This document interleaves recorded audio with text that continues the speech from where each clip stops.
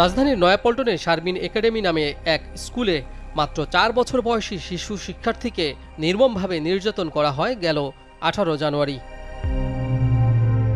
CC ক্যামেরায় দেখা যায় অফিস কক্ষে স্কুল ড্রেস পরা শিশুটিকে প্রথমে প্রধান শিক্ষক শারমিন চড়থাপ্পড় দেন। এরপর শিশুটির উপর চড়াও হন। গলা চেপে ধরেন শারমিনের স্বামী ও ওই স্কুলের প্রশাসনিক কর্মকর্তা।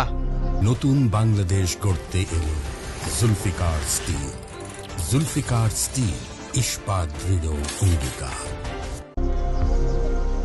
শিশুটির পরিবার বলছে, নির্যাতনের পর থেকে মানসিক ট্রমায় ভুগছে শিশুটি।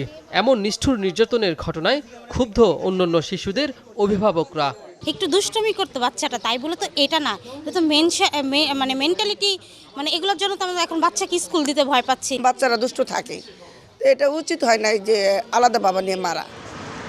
শিশু নির্যাতনের ঘটনায় পল্টন থানায় মামলা করেছে শিশুটির পরিবার।